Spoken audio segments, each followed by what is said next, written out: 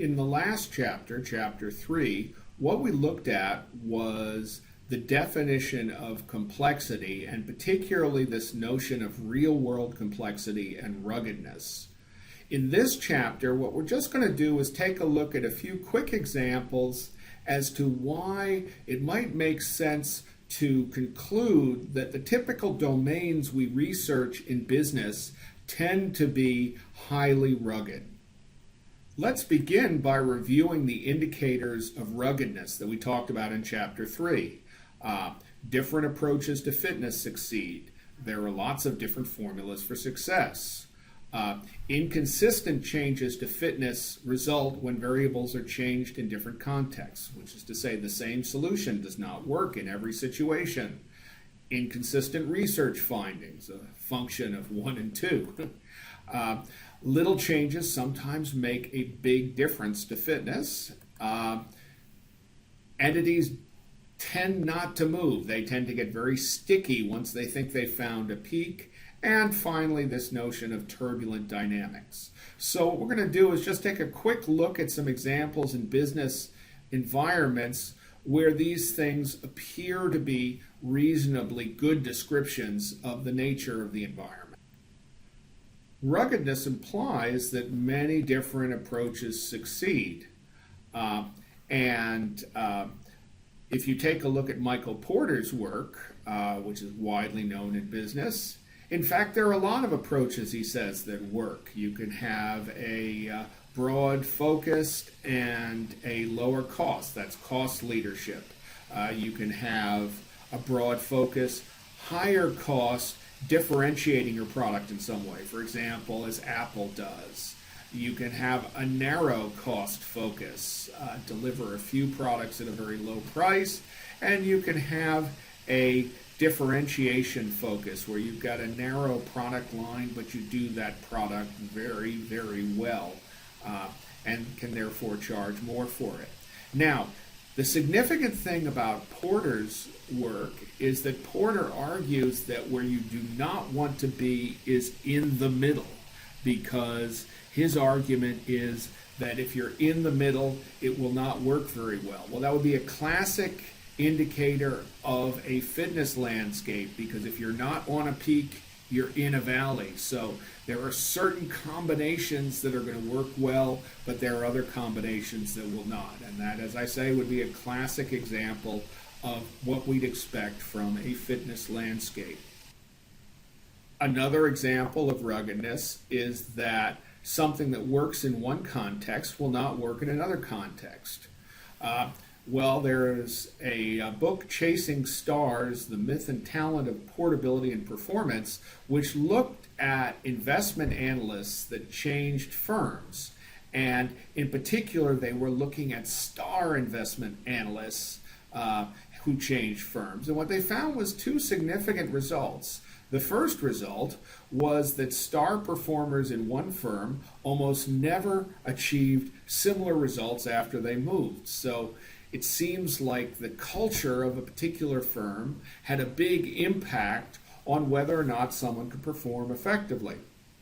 The other research, which was rather interesting, is that the drop-offs in performance were much more pronounced for male analysts than for female analysts. And when they actually did the analysis and interviewed these analysts, what they found is that the female analysts tended to pay a lot more attention to the culture of the organization they were moving to before they made that decision to move, whereas the male analysts basically assumed that they could succeed in any culture. So in a certain sense, the female analysts were looking for a slightly more replicable situation than the male analysts, and as a result, they did not fall off as much in performance.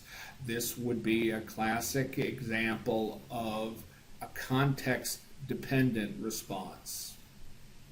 Inconsistent research findings is another indicator of ruggedness.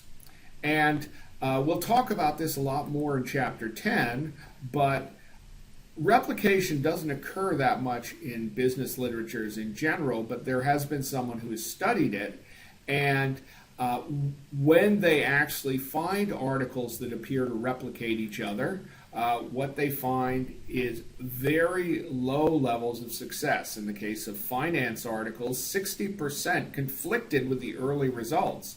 And since most of these are hypothesis tests, 50% conflict would be like randomness, and only about 20% provided full confirmation, which is to say, when we try to do the same research in different contexts, what we find is different results. Clear evidence of ruggedness. Where we seem to see small changes producing a big difference in outcomes or fitness, ruggedness is also likely the culprit. A good sort of example of this is the attempts to find the right formula for tablet computing. And there have been a tremendous number of attempts at this.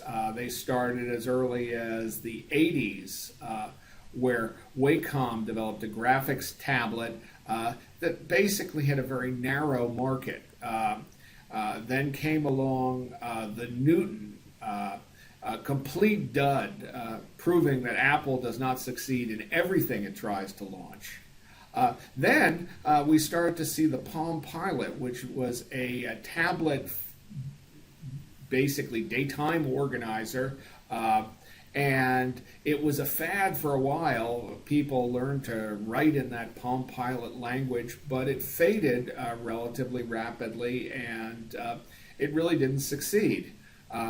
If you take a look in 2002, we saw the tablet PC. Now, the tablet PC fits some people's needs very closely. I've been using tablet PCs literally since 2002. But overall, its success in the market was very, very limited. In 2007, we see the Kindle, one type of tablet, and the iPhone, both of which turned out to be very big successes. Even though they didn't have anywhere near the functionality, say, of a tablet PC. And finally, we had the iPad, which was the most successful consumer launch of all time, that was an absolutely huge success. Once again, by mixing a different set of attributes that can include the graphics screen, battery life, size, and so forth, finally hitting the sweet spot. And the thing is that when you have a rugged landscape, the sweet spot could be very narrow, and something that is similar may not have nearly the impact of something that hits it perfectly. Entities tend to cling to their local peaks in a rugged landscape because the potential for hitting a deep valley is very, very high. And there's plenty of evidence in business of companies that pursue a particular peak strategy too long. For example, if we take a look at some famous bankruptcies, we've got Kodak, which stuck with film longer than it needed to. We had GM, which stuck with traditional labor agreements and automaking philosophies, unable to compete with foreign competitors. We see airlines going bankrupt one after another. And we even see cities going bankrupt because they cannot move away from the behaviors that got them there, such as high-cost pensions and health care.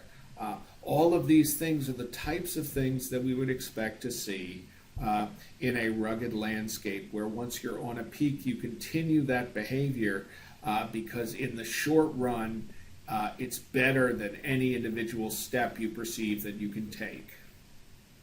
Our final indicator of ruggedness was turbulence, and I'm not going to spend any more time on this. Anyone who has looked at the markets over the past 5 to 10 years recognizes how volatile and difficult to predict they have been, and how their patterns of behavior keep changing. So let's just summarize the evidence that I have presented. Does business exist on a rugged landscape? Well, what we see is that many approaches to business can succeed, often applying very different philosophies. we see that what works tends to depend on the context, and things that work well in one context will not necessarily work that well in another, and vice versa. Research doesn't necessarily replicate, which means that coming up with generalizable rules is hard, just as you'd expect on a rugged landscape. Little changes can have a big impact on whether something succeeds or not, another indication of ruggedness. Resistance to change is commonly observed in many different contexts, and of course we are seeing turbulent dynamics. So, based on this analysis, one could make the reasonable hypothesis that a tremendous number of the fitness landscapes that we observe in the context of business are rugged in their behavior. And as we move into later chapters, we'll see some of the implications that this ruggedness might have on how we do our research.